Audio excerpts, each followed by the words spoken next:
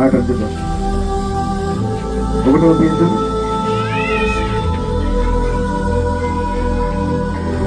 4వ అధ్యాయం 2వ వచనం.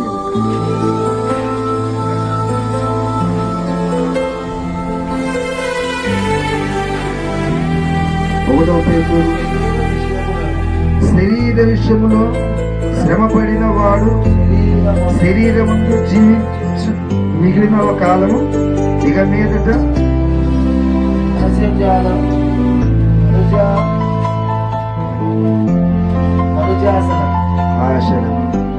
మనుజాశలను అనుసరించి నడుచుకొనక దేవుని ఇష్టానుసారముగానే నడుచుకున్నట్లు పాపముతో జోలికి ఇంకా ఏమీ లేక ఉండును. హల్లెలూయా. కొద్దిగా చెప్పాలి జాగ్రత్తగా.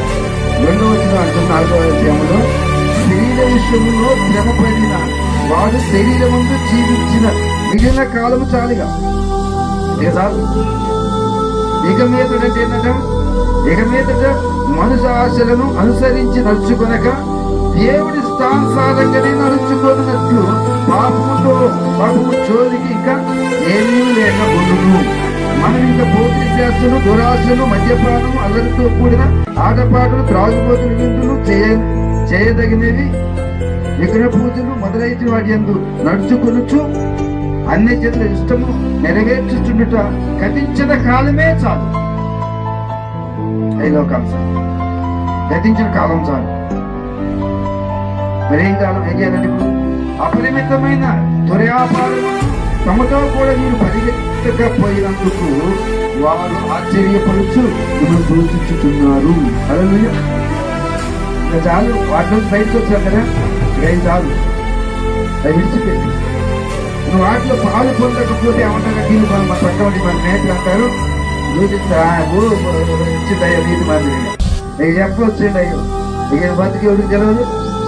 హల్లెలూయా అంటారా? ఫస్ట్ ఆశ్చర్యం సినిమా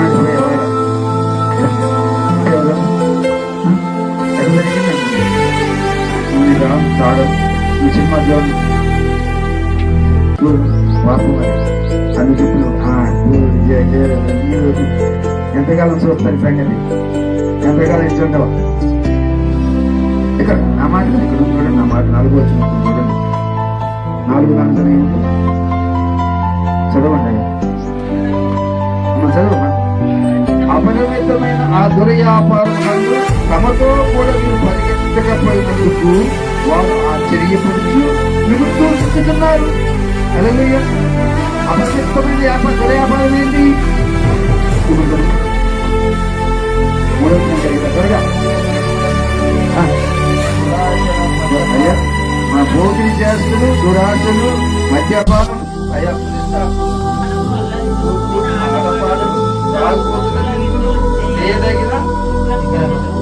మొదలైన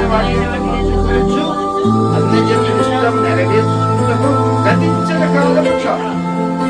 నువ్వు వాటిలో పాల్గొనకపోతే చూస్తారు. ఎందుకు అయ్యి ఏమనక లోక సంబంధమైనవి. ఈ లోక సంబంధమైనవి వాటిని విడిచిపెట్ట. దేవుడు కృప మనకి ఇచ్చాడు కదా, వాటిని విడిచిపెట్ట. ఎందుకు? ఆయన కృప మనకి, దేవుడు వచ్చి మన కొరకు ప్రత్యక్షమయ్యాడు కదా. ఆ ప్రత్యక్ష కొరకు మనం ఎదురు చూస్తున్నాం కదా, చూస్తున్నాం కదా. ఆయన కష్టపడతాను ఎంతమందికి కాదు లేదండి. చేతులు రాసుకుంటారు ఎవరెక్కడ కొన్ని చేతులు ఏమంటున్నారు? ఇది కాలం కాలం కానీ దూషిస్తారు లోకం అని వాటి వైపు ఎరగొట్టిన వారి వైపు చేసిన ఎరగొట్టు. 1వ యోహాను పత్రిక 2:16.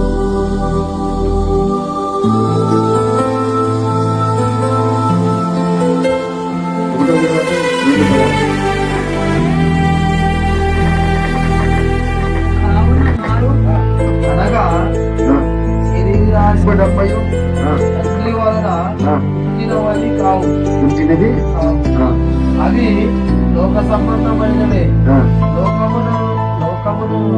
లోకమును దాని ఆశయు గతించిపోతున్నవి గాని దేవుడి చిత్తము జరిగించువాడు నిరంతరము. హల్లెలూయా. ఎందుకు చేయొద్దన్నాడు దేవుడు? గతించిన కాలం చాలా దురాశల్లో భారత దేశాలు బాగుంది. ఋతువుగా పరమపురుడు లోకము ఉందయు అనగా లోకము ఉన్నదేనగా శరీరాశయు నేత్రాశయు జీవములము తండ్రి వల్ల పుట్టినవి కావు.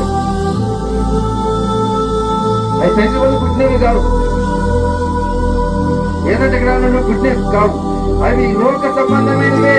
లోకము దాని ఆశలు గతించిపోతున్నవి గాని దేవుని చిత్తానుసారంగా జరిగించువాడు నిరంతరము జీవిస్తాడు. హల్లెలూయా. నువ్వు నిరంతరము జీవించాలి అంటే ఏం చేయాలంటే తండ్రి చిత్తం జరిగించాలి. తండ్రి చిత్తం జరిగించాలంటే ఏం చేయాలంటే నువ్వు లోకాశను విడిచిపెట్టాలి. హల్లెలూయా. కింది పైకి కాదు. తండ్రి చిత్తం చేయాలని జరిగించాలని ఏం చేయాలి? లోకాశను విడిచిపెట్టాలి. లోకాశను విడిచిపెట్టే జరుగుతుంది, తండ్రి చిత్తం జరుగుతుంది. తండ్రి చిత్తం జరిగితే జరుగుతుంది, నిరంతరం జీవిస్తాం. మరి తండ్రి చిత్తం జరిగి లోకాశులేంటి? లోకాశులేంటి? శరీరాజ, నేత్రాజ, జీవబుడంబం, వాటిని ఏం చేయాలంట? నేత్రాజ ఎక్కడుంది? ఎవరు చెప్తారా? ఎక్కడి నుంచి అయితే మనలో ఉంది. జీవబుడంబం ఎక్కడుంది?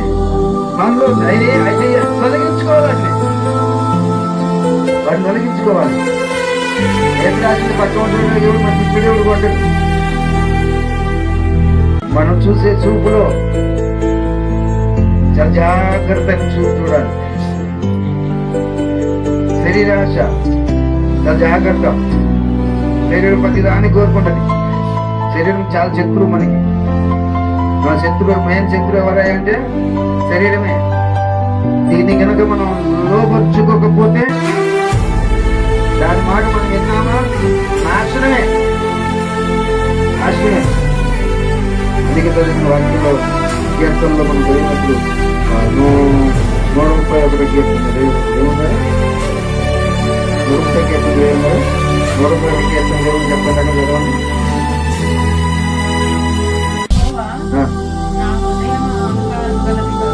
ఏంటంటే అదేనా గట్టి చదవాలి అని చెప్పండి. అహంకారం కలిగింది కాదు.